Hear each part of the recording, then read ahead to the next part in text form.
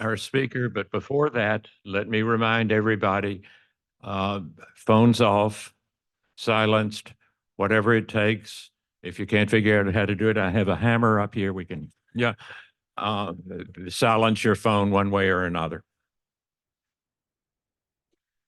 We're happy to welcome back this morning Professor Karl Planck,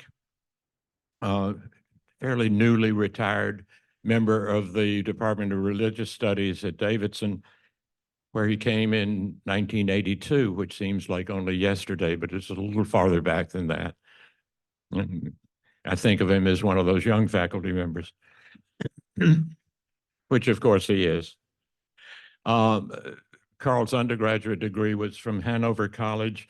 His graduate degrees, note that was a plural, are from Vanderbilt University. His field is religious studies, and over the years, increasingly looking somewhat more widely at not just religious studies from the Hebrew Bible, but from Jewish poets and Jewish writers and a whole Jewish culture that is distinct from but related to what many of us think of as a Christian culture. He's been retired from Davidson since last year, he says. In his free time, after having done all of that new bit of learning, he's a noted musician, a recognized poet, and was fortunate enough to marry Kathleen, who's also here with us, who the senior citizens among us, the most senior of the senior citizens among us, will remember as someone who used to work with us in social work and independent living a number of years ago. And we're glad to welcome Kathleen back again as well.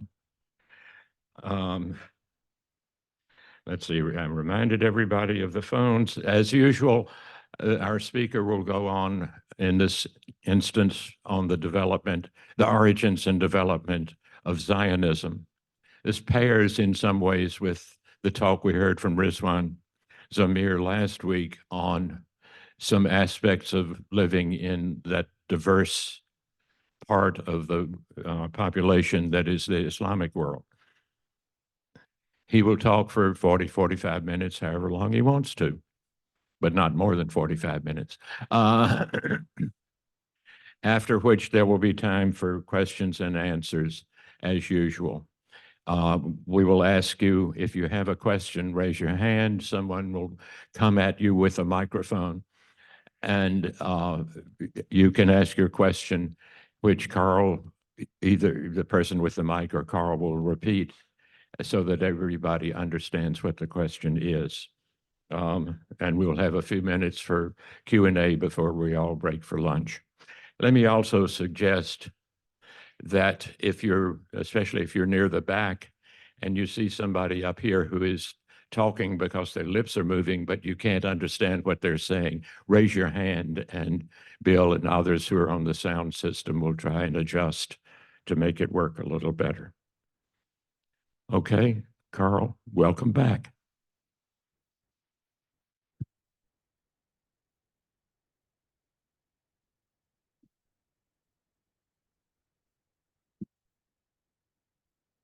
It's probably fitting that this is learning in retirement.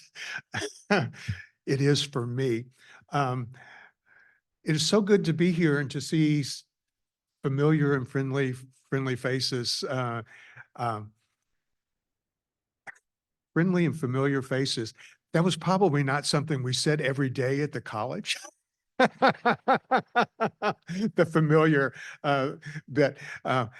when I look out and see so many of my familiar friends that are here, I sometimes wonder, where did you all go and leave me all alone in chambers? But it's wonderful to be here. This is an instance of learning in retirement for me. It took some prodding to get me to do this particular. Oh, okay. It took a little prodding to get me to accept this one. I'm always glad to come out here and do about whatever.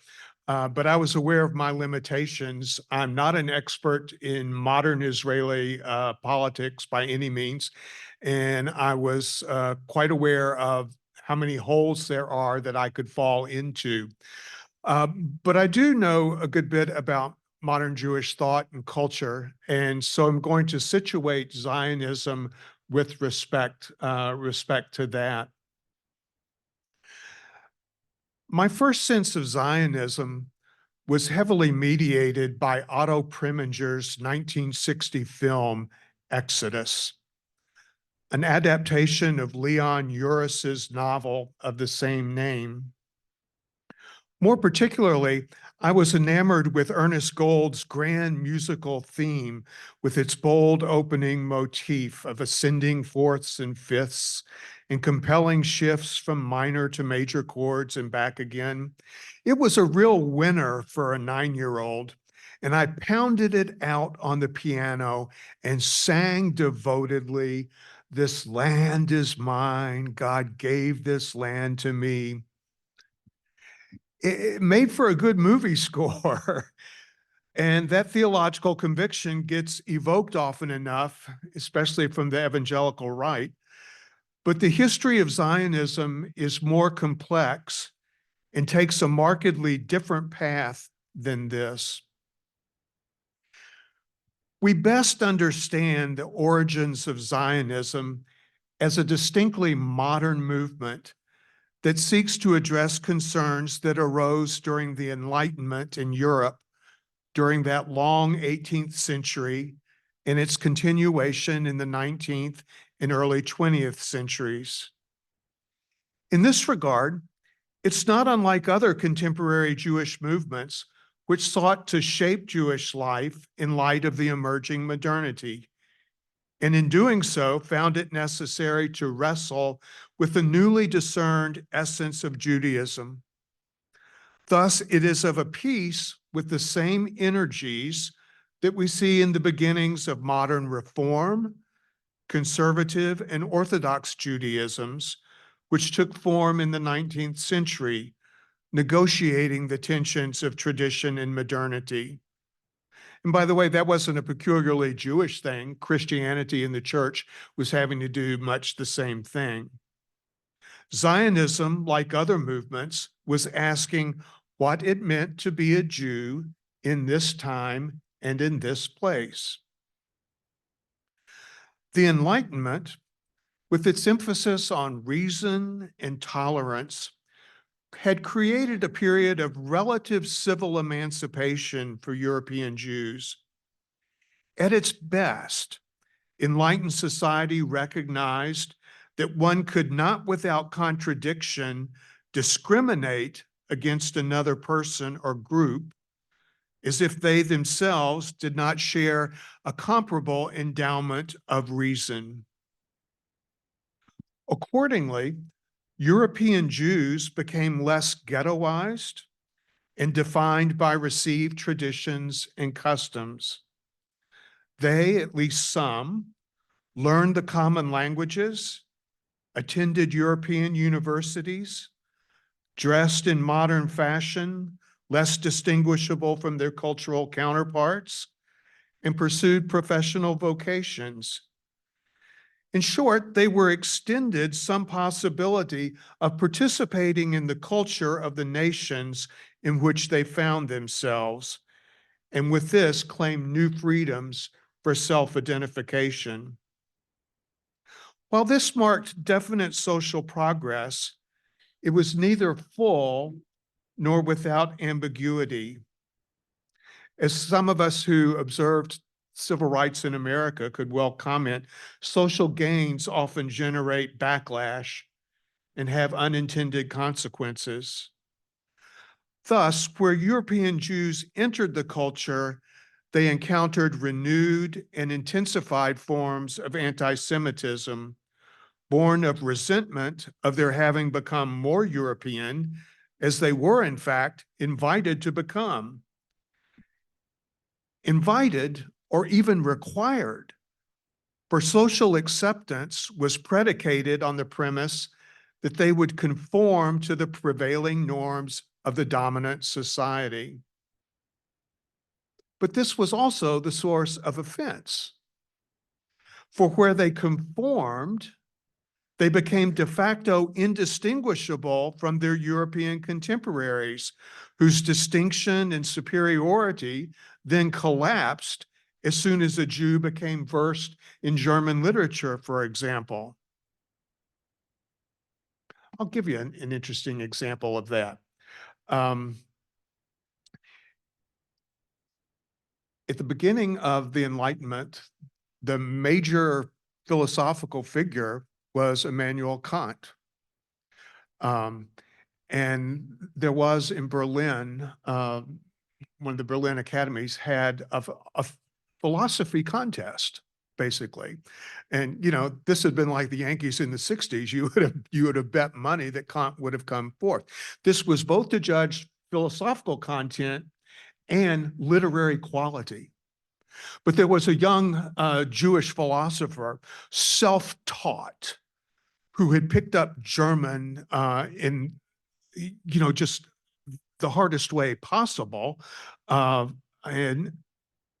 entered the contest. And he won over Kant. This was Moses Mendelssohn, who became not only the grandfather of modern Jewish philosophy, but was the grandfather of the composer Felix Mendelssohn. But there you can picture the readers reading this philosophical essay. What would have distinguished it from Kant's? It would have looked the same on the paper, and they deemed it a better literary quality. But it is, as soon as someone like Mendelssohn became versed in philosophy, or a Jew became versed in German literature, for example, there became this kind of pushback. As social theorist René Girard had argued, the blurring of boundaries always sows the seeds of violence for those who would protect their distinctiveness. That's why twin stories in the Bible are always so much fun. Jews with university degrees face not only old-fashioned Jew baiting, perhaps, but continue to be vulnerable to ostracism, oppression, and limitation, a more sophisticated business as usual. As Hannah Arendt, the great philosopher, put it, the Jew was in a no-win situation, caught forever between being what she said was pariah, outcast, or parvenu, someone who had already arrived. As soon as you became already arrived, you became outcast, and as soon as you became outcast, you were no longer invited to the party. A vicious cycle. So that's one side. The unintended consequence of emancipation took a different form, but one that was no less an erasure and challenge. The challenge Jews faced was not so much their ability to conform to the standards of modern society — Mendelssohn won the contest — as it was the dilemma of what happens to their Jewish identity once they do succeed. From the vantage of the Jewish community, the danger of assimilation and forfeit of a distinctly Jewish identity loomed as an additional threat alongside anti-Semitism and constituted a similar problem from the other side. If the culture could not abide Jewish integration into society, an offense at the loss of difference, the traditional Jewish community could only experience such assimilation as a deep loss of particular identity, a loss which was itself death-like. Caught between the menacing threat of anti-Semitism on the one hand and the costly, luring pressure of assimilation on the other, where could the modern Jew pursue a life that was in any sustainable way free? Where could the Jew live and flourish as an ordinary person? Parenthesis, I mean, the assimilation question was very keen. I hadn't thought to mention Moses Mendelssohn in this whole thing, so I'm off script here for a minute, but it's interesting to look at what happens to Mendelssohn's children. I think there were, 8 or 9 of them. Uh, and of them, say 2 remained Jewish, 1 seriously so and 1 culturally so. 2 converted to Christianity, again, 1 seriously so and another culturally so. And the other 2, weren't into it one way or another. So in the cultural movements of what was going on in terms of identity formation and everything, that generation after Mendelssohn won the contest was a wide open field. And that threat of assimilation, I mean, social integration certainly would have been a goal, but the threat of assimilation that eroded identity was a very serious one and is a piece of this origins of Zionism, no less than the problem of anti-Semitism.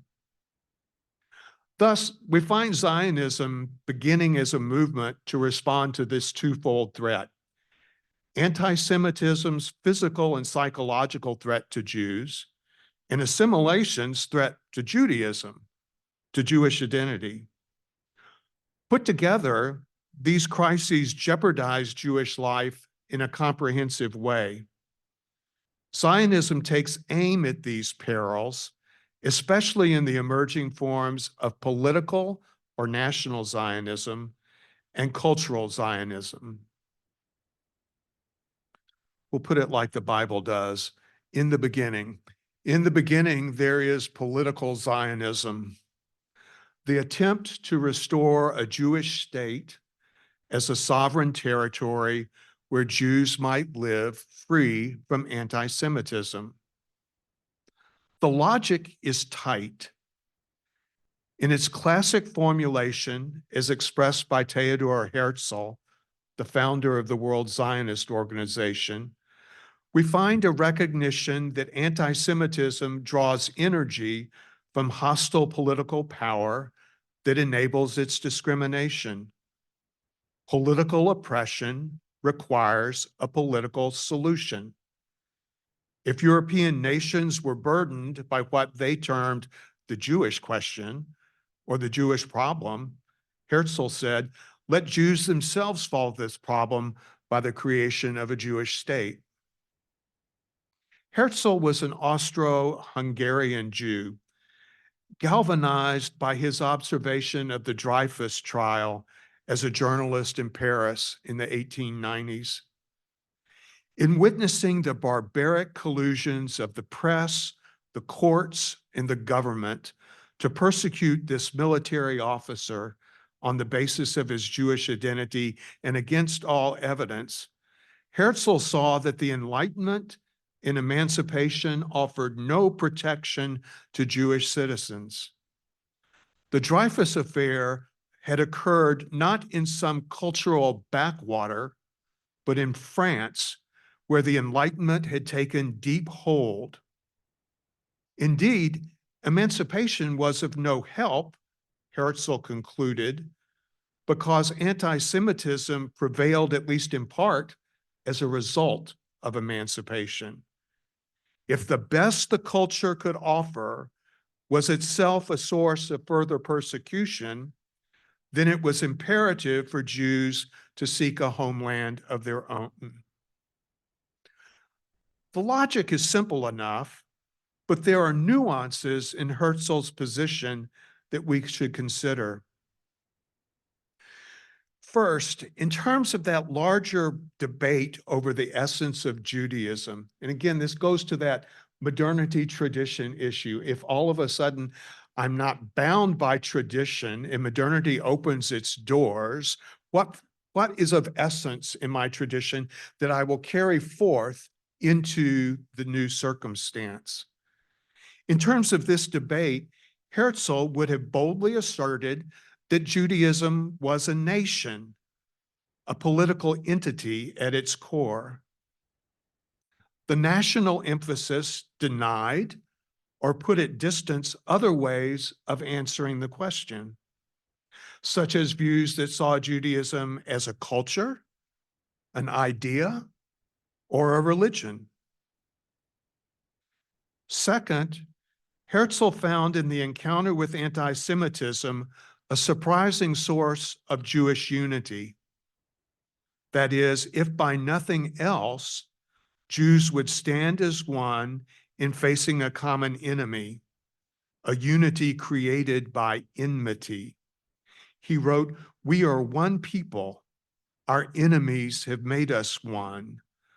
Distress binds us together, and thus united, we suddenly discover our strength." It's easy enough to recognize the practical dimension of that, and it's a recognizable thing.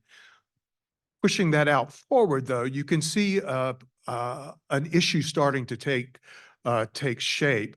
If you define your unity in terms of a common front against an enemy, must you always have an enemy in order to be at one? Third, any Jewish nation would itself be a model of enlightened tolerance. He said, not a theocracy, but a tolerant modern civil state. And fourth, this is an interesting point, Herzl did not insist that such a nation be established in Palestine. Jewish sovereignty might be established anywhere as he saw it, and he took with seriousness a British proposal to establish the Jewish state in British East Africa or Uganda, at least as a measure of temporary relief. His focus here is not on Palestine, but anti-Semitism. From the outset, Herzl's political Zionism met with criticism in terms of the limitation of politics to reconstruct and transform Judaism. In the eyes of cultural Zionists, such as Ahad Ha'am, that's a pen name. His pen name means the people are one. It's a great pen name. He thought political Zionism was both misaimed and not ambitious enough. Here we see the concern over assimilation refocusing the issue. Ahad Ha'am said, any Zionism worth its name must exercise a moral aim and cultural transformation of Jewish life. As such, he wrote, we must liberate ourselves from the inner slavery, from the degradation of the spirit caused by assimilation, and we must strengthen our national unity until we become capable and worthy of a future life of honor and freedom. All other aims are still part of the world of ideas and fantasies, he wrote. It would do no good, he suggests, to live in a sovereign state, most likely, quote, a plaything in the hands of its mighty neighbors, without a creative spirit sufficient to enact universal justice in a transformed Jewish life. Such a creative spirit, in Ahad Ha'am's view, was grounded in the renewal of Hebrew language and its cultural expressions. The secular Jewish culture he envisions would not be so much Jewish as Hebraic. Deliverance would come through the language of the prophets, not by the hands of diplomats. An interesting little side note on this emphasis on Hebrew language. You find in Zionist literature of this time a reticence to use the adjective Yehudi or Jewish. Rather, it was always Ivri or Hebrew. They're speaking of the pioneers as Hebrews, not of Jews. And that seems to be an intentional part of this emphasis on revitalization through the language. And you will have a whole modern literary tradition emerging from this. These two perspectives, political and cultural, dominate the discussion of the earliest Zionist congresses. One sees the introduction of various elements of ethos that would accompany the implementation of either vision. Let me mention two of these. First, as we see in the writing of Max Nordau, an early supporter of Herzl, the Zionist program tended to advocate for a muscular Jewry. He wrote, "Let us once more become deep-chested, sturdy, sharp-eyed men." Such Muskeljuden, or muscle Jews, would aspire to the heroic militancy, and I guess masculinity, of early military predecessors. He mentions, for example, Bar Kokhba, an ancient Jewish revolutionary whose name also gave itself to the Jewish gymnastic club in Berlin. So I guess that's kind of like naming your YMCA George Washington or something. More than gender and athleticism are at stake in this emphasis on muscularity. The goal of vigor and strength stands as an indirect criticism of what many perceived as the weakness, if not effeminate character of East European Jewry, Yiddish culture, and the pale-faced yeshiva boker whose hours are spent in the house of study instead of outside. It goes without saying that the muscular Zionist will be less prone to the victimization and passivity that many saw in Eastern European ghettos. This trajectory has a long arc that one can see clearly at Yad Vashem, the Israeli National Holocaust Memorial Site. One notes there the accent on resistance and revolt more than victimization, such that Nathan Rappaport's sculpture that commemorates the Warsaw Ghetto Uprising emerges as the predominant focal point of the site. The statue depicts Mordecai and Nilowetz, the leader of the uprising, surrounded by other ghetto revolters. Anilowitz would be Warsaw's stand-in for the muscular Jew that Nordau had in mind. If you want another sort of funnier example, go back to that movie Exodus from 1960. What was Otto Preminger doing when he cast a 22-year-old Paul Newman to play the lead role of Ari ben Canaan? And I think actually, the movie poster had not only Paul Newman's young face and buff body, but was bare-chested. That he was an outdoor guy for sure. Second, the muscle Jew will devote himself outside to working the land, to making the desert flourish. Thus, the first generation of pioneers, the term by which they were known, was deeply agricultural in its enterprise, as is epitomized in the formation of kibbutzim, or communitarian agricultural collectives. Here too, we find a socialist orientation and engagement with class struggle, a proletarian kind of Zionism. It's important for us to recognize that though Zionism had momentum born of political exigency and symbolic power, there was never a moment in which it did not face strong criticism from within the Jewish community itself. I have already spoken of the way in which cultural Zionism underscored the need for a transformation of Jewishness that surpassed the domain of politics. A critical arc on which we later find Martin Buber's famous speeches on Judaism. Three other lines of criticism came to shape the Zionist agenda, at least by raising questions which it found necessary to respond to. First, Early Zionism was neglectful, if not disdainful, of Jewish religion. The response of one Hasidic Rebbe was succinct. The Zionists are not our saviors, as he put it. In 1912, the establishment of Agudat Israel to represent Orthodox Jewry's stake made clear that secular Zionism was a profanation that confused the kingdom of God that the Messiah alone would bring with the human agency of politics.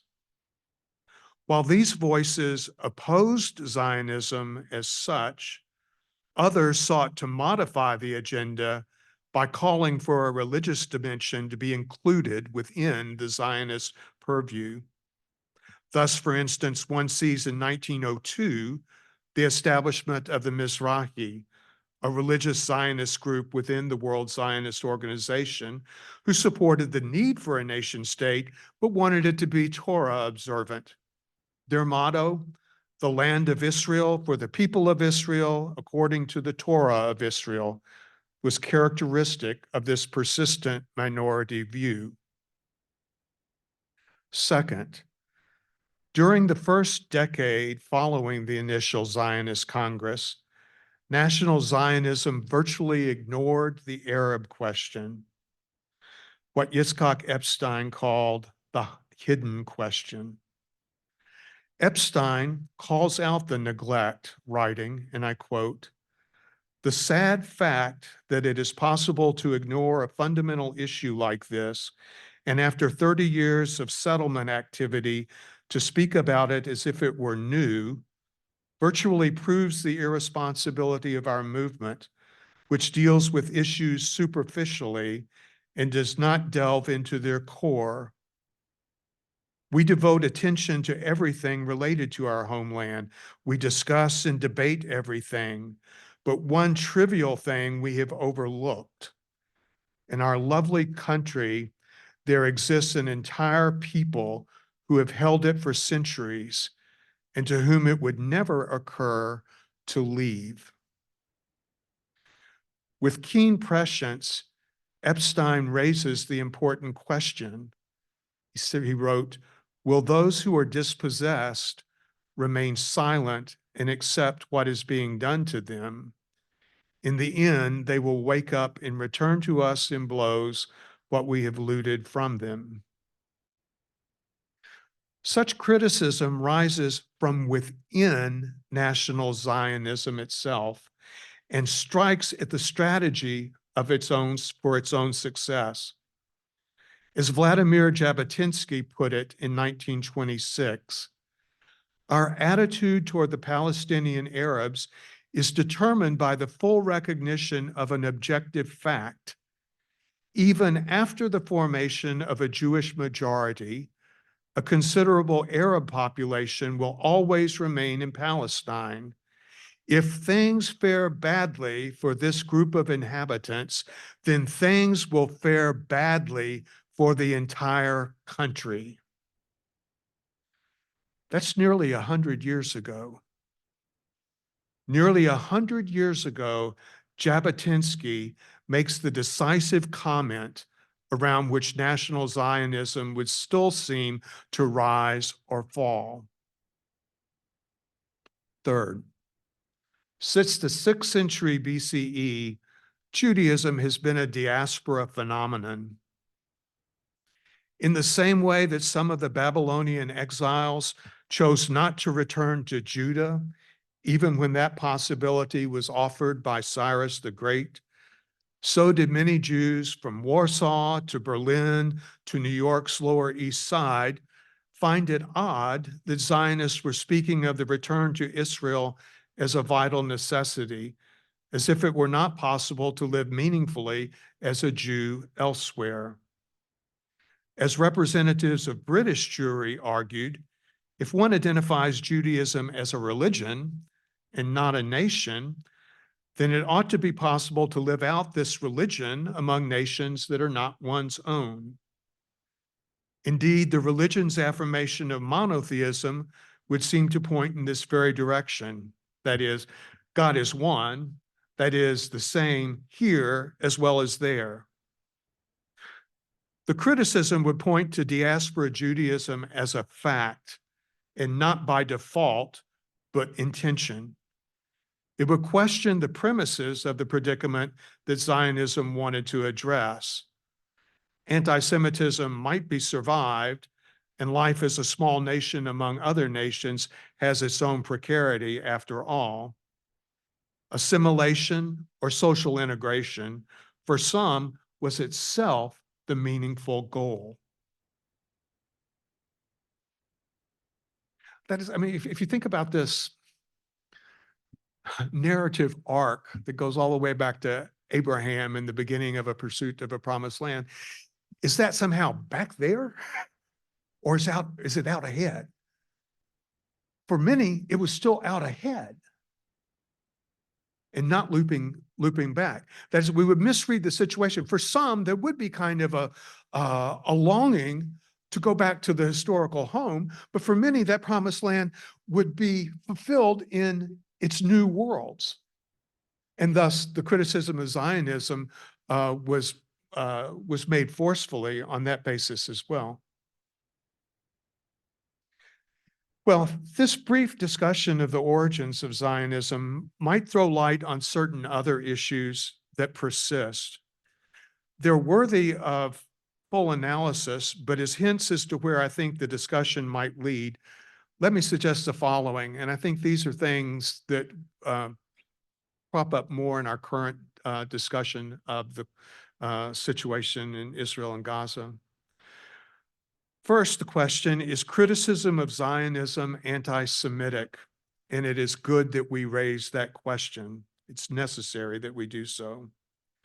Without doubt, there are ways of criticizing Israeli politics that are anti-Semitic, insofar as they depend on stereotypes, generalizations, and express simple hostility. Yet, as the history of Zionism reflects, there exists a robust tradition of criticism within Judaism that questions the goals and strategies of Zionism. Zionism is no one thing.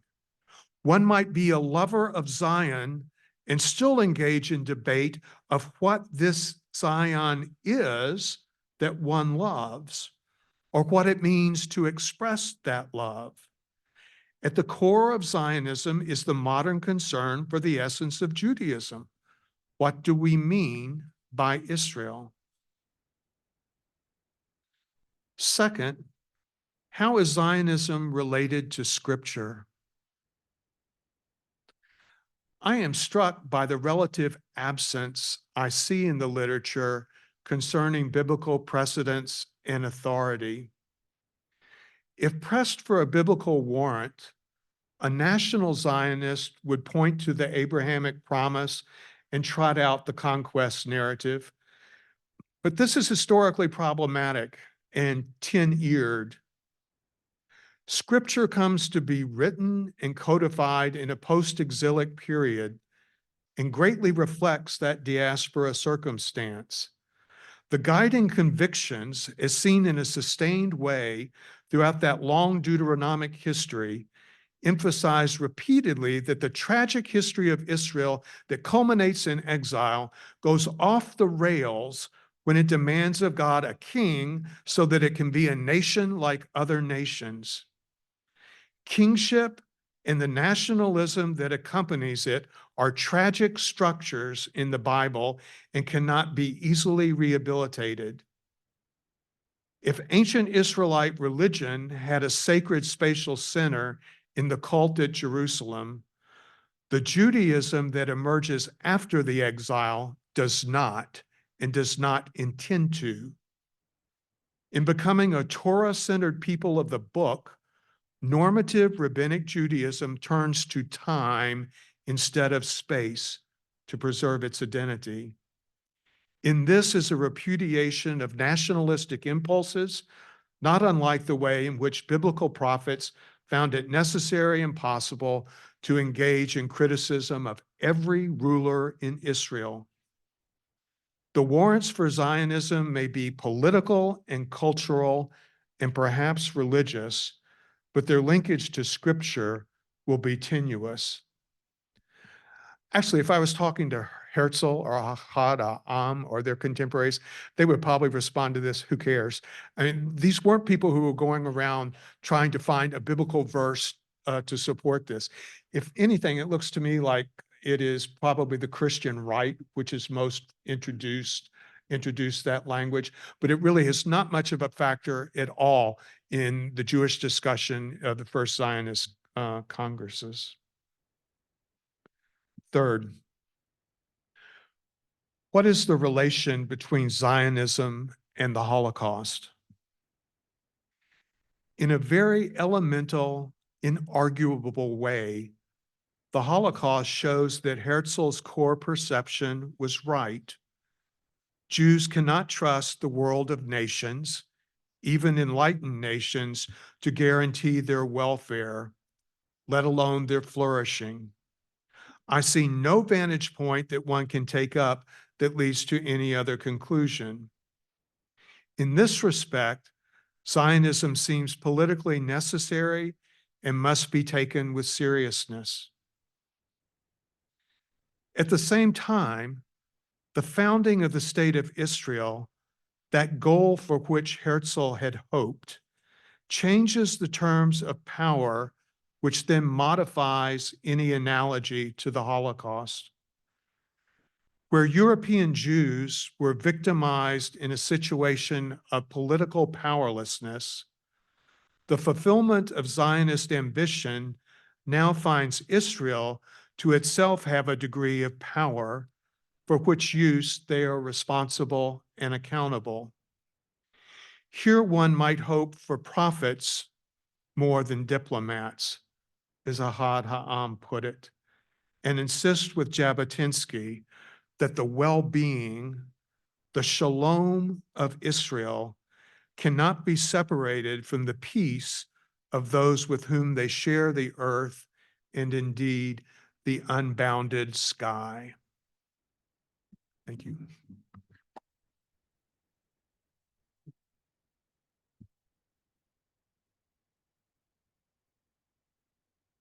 I'll be glad to respond to questions such as I can. I know that John said something earlier about if you can't understand the question, I'm sitting there thinking, God, what am I going to do? There's two levels of understanding.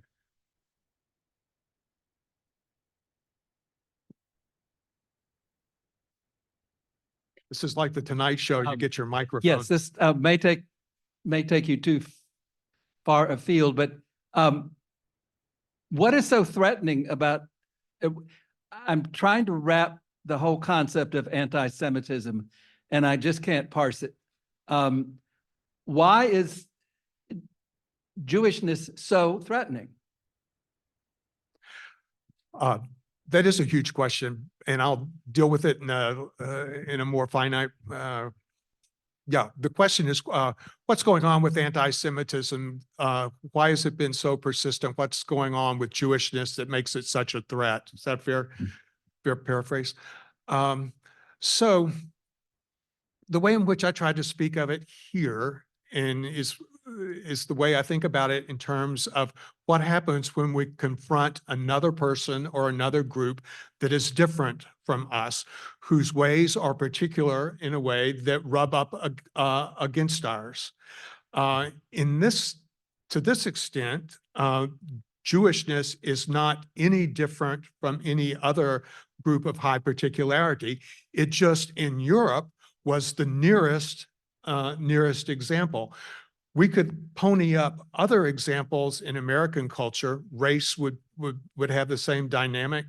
Anti-Arabism and Islam would have the same dynamic.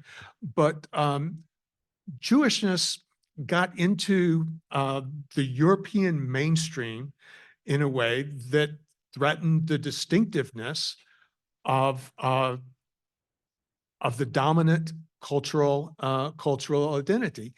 And you can see how that might have worked. So all of a sudden, Mendelssohn beats Kant in a philosophy contest.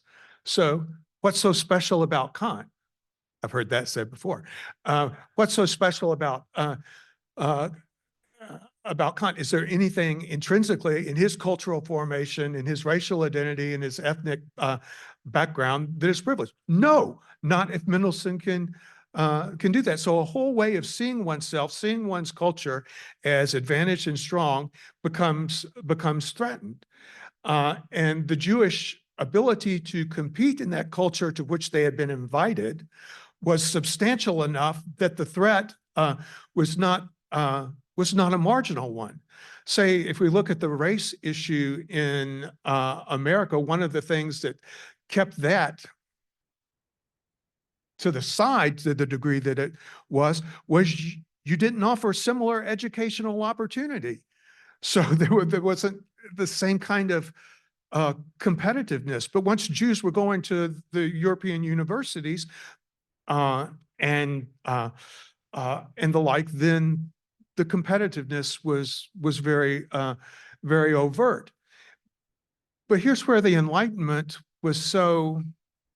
had its own dilemma and twist. In order for me, if I'm going to be European Enlightenment, if I'm going to be Kant, I have to welcome Moses Mendelssohn. That shows how reasonable and tolerant that I am. But if I really want to show how reasonable and tolerant I am, let's not invite Mendelssohn to come to dinner dressing like I would. Let's have him dress up in his Jewish costume. Let's see how overtly particular we can make, because then that would show all the more how tolerant I am. So at the same time you were demanding Jews enter the culture as ordinary, you were demanding that they be extraordinary, that they be highly particular in order to confirm your own tolerance. So these dynamics of difference, I think, is what seeds and accelerates the Jewish question. And I don't think it's different in kind from what we would see in racial and ethnic conflicts generally, or heck, not different from twins generally. It's the problem of difference, but it is ubiquitous, contained in a tight cultural context that made it inescapable. Probably the best I can do right now. A sideline, have you found, is there a substantial part of Christendom that blames Jews for the crucifixion of Jesus?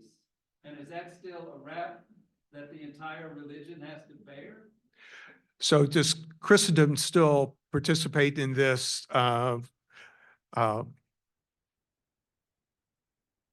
blaming Jews for the crucifixion of Jesus and stuff? Sure. I mean, one of the things that accelerates that problem of distance, or who comes under threat greatly, the church would. So one way of distinguishing its identity would be, not only am I different from you, but you're the bad guy in this story.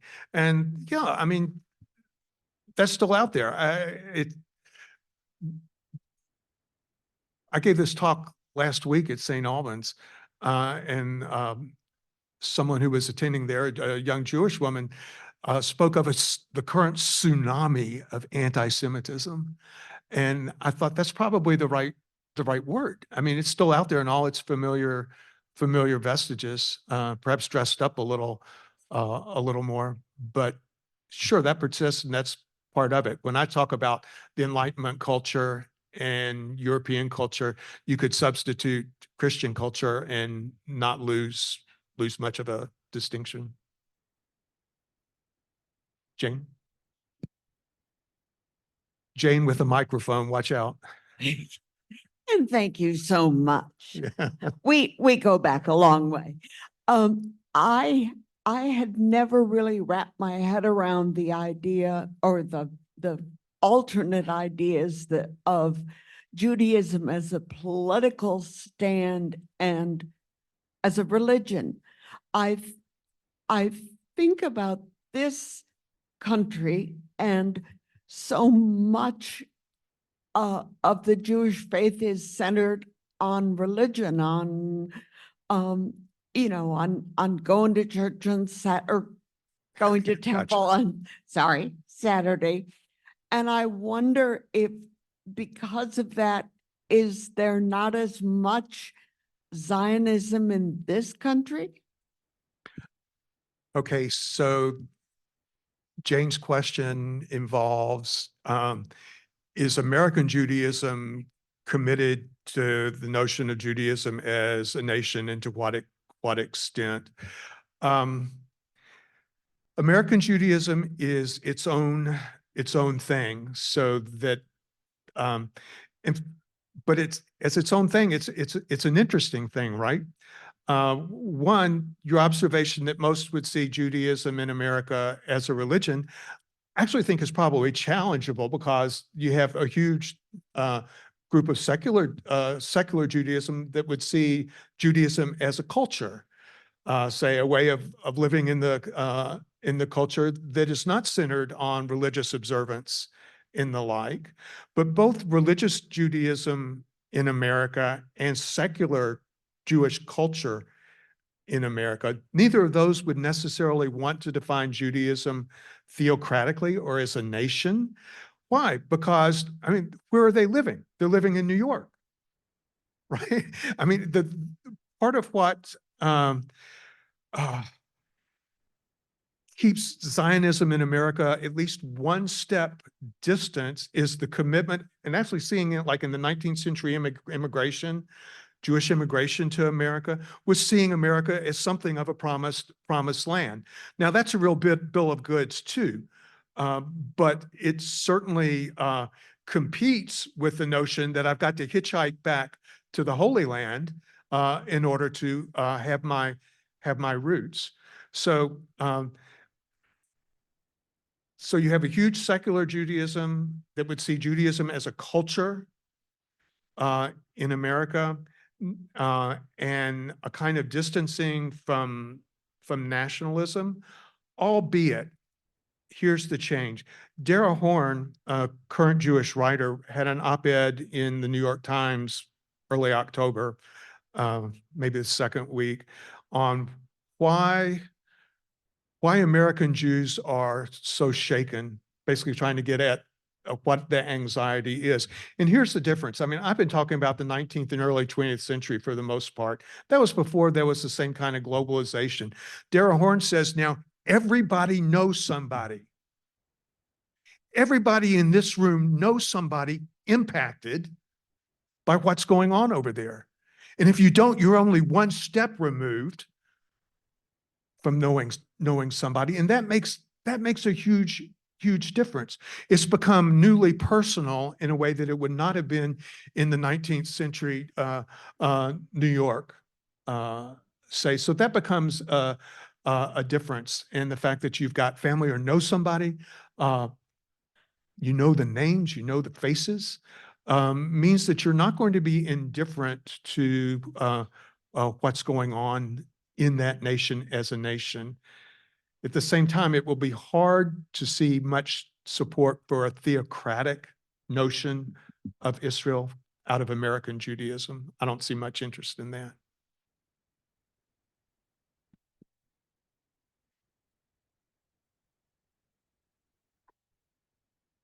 You had mentioned the talk about not trusting the country, like in the 30s in Germany. Being a Jew, I'm beginning to feel the same way about the United States because of what's going on. That 40% of all hate crimes and religion against Judaism, crimes against basically Jews have gone up 300% in the last 3 years. That scares me. And I don't think a lot of people realize the impact on Jews, either religious or culturally, how this is impacting them. Yes, so the very well taken comment is this surge of anti-Semitism that we see both in America and abroad right now, and the ways in which it creates, understandably, a deep anxiety or sense of being shaken among American Jews. One has to take that with great seriousness. I think Dara Horn was exactly right. It's impossible to say it's about somebody else. Not only is it not back then, as an unfortunate historical precedent, but it is a current reality, not over there, but here, or everybody knows somebody. So the anxiety is certainly well rooted and deserving of great seriousness. The issue when it gets translated into the Israeli situation is in terms of how does one deal with that anxiety. It certainly is the case that that kind of insecurity does not promote the well-being of anyone and should not be the case. A just society would not be one in which one had that deep fear. And yet, in order to bring that about, what am I willing to do? So say if I wanted to have an Israeli society that is more secure, I'm going back to Jabotinsky's comment here, which I think is just so powerful, that the way to have that accomplished is bound up with justice to those with whom I'm sharing the land. Otherwise, one gets in a vicious cycle that oppression of one leads to oppression of the other. So the anxiety of one feeds on the anxiety and needs of the other. At some point, this has to, I feel like I'm in 8th grade algebra. At some point, the equation on both sides of the thing have to balance. And so without diminishing the realistic fear of anti-Semitism, the question then opens into what are the roots of that? Going back to your very good question. What exacerbates that, and what can best relieve it? Yeah, but you're exactly right in the figures you cite about the surge of this. There was something in the Observer, which is already an astonishing statement. There was something in the Observer about Holocaust survivors in Israel. I mean, we're certainly at a time in which anybody who participated in World War II is now a dwindling group, but it spoke of the greatest number of survivors of the Holocaust are living in Israel. Like over half of the Holocaust survivors now, who would have been children in the Holocaust in their 80s now, are living in Israel. So all of a sudden you have an event like what occurred on October 7th, and this group and their children and their grandchildren and their great-grandchildren are dealing with very particular memories of vanishing people. So that again, you don't get the luxury of historical distancing. It's no longer over there or some other time. That certainly fuels the anxiety. But as I've tried to say, the issue of how to respond to that anxiety, or what that anxiety enables one to do is a very serious issue. One more question. Andrew? By the way, when I was doing this at St. Albans, we got to Q&A and the fire alarm went off. I was saved. Oh, no, I have a history of that, so we won't go there today.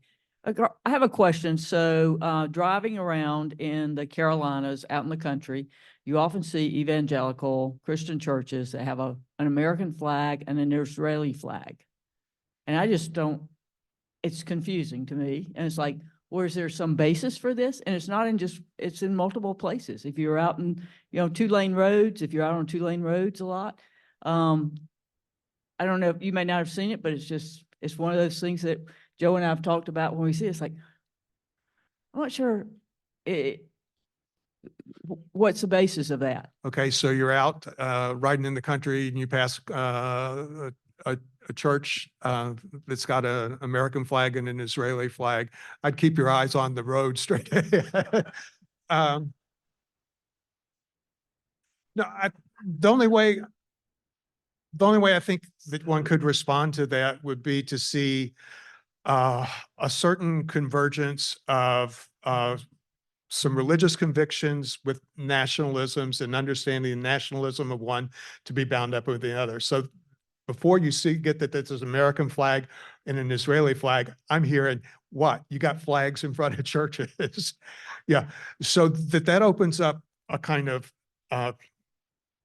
conflation with nationalism that then, well, what particular form does that take? And so the Christian right seems to have an unusual interest in the welfare of Israel as a state, and so that it becomes a way of expressing my piety and my patriotism all at once. It's, from where I sit, where I stand, it's odd enough, but to me, frankly, the real oddity is the flags themselves.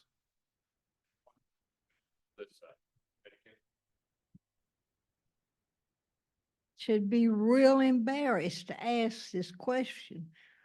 But where did they get the land and who gave the land for the new state in the beginning? For them to start a new state of Israel. Okay, so where does the land come from? Deep theological question. Whose land is it? To whom does the land belong? But the more near issue was that you had what we know as Palestine under the control of Great Britain. The British Mandate was in charge of that land through the Second World War. The combination of the United Nations, the British Mandate, is where the agreements were made. So the very near answer, who had control of the land, ultimately, when the state of Israel was founded, Great Britain had to cede its mandate in order for that to happen. And Great Britain was aware. Great Britain had hosted both Jewish pioneers and Palestinians who were native to the land. They were aware of the mix, but through Great Britain and the United Nations would be with a lot of lobbying from American Judaism, European Judaism, what was left of it, and the like, combined to make that happen. But if you're dealing with real estate, Great Britain was the one that would have had that. Once again, thank you, Carl. Welcome back.